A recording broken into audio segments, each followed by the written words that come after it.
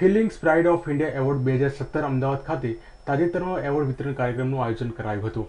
આ ખાસ પ્રસંગે યુવા વૈષ્ણવ આચાર્ય પરમ પૂજ્ય 108 શ્રી બ્રજદાસ કુમારજી આશીર્વચન આપ્યા હતા।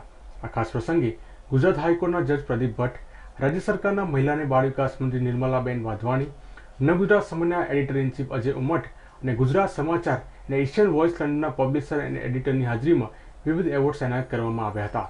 તેમાં વડોદરાના સંગીતાબેન ચોકસીને ડાયનેમિક વુમેનનો એવોર્ડ એનાયત કરવામાં આવ્યો હતો। સંગીતાબેનને સિવિલ એન્જિનિયરનો અભ્યાસ પૂર્ણ કરીને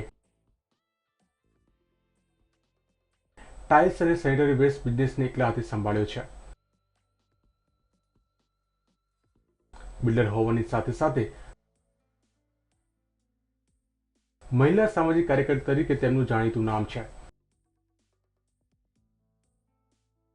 જેમાં તે મહિલાઓના સ્વાસ્થ્ય તેમજ એજ્યુકેશનને લગતી વિવિધ સેવાઓ આપી રહ્યા છે।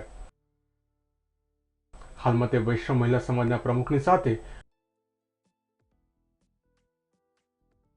વૈષ્ણવ સમાજ તેમજ વૈષ્ણવ સંપ્રદાય સાથે તેમજ વિવિધ સામાજિક સંસ્થાઓ સાથે સંકળાયેલા છે।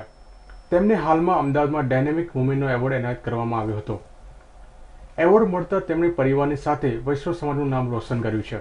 આમાં સફળતાને સંગીતાબેને તેમના પુત્ર, પરિવારજનો, ગુરુજી, મિત્રો તથા વૈષ્ણવ સમાજને શ્રેય આપ્યો હતો।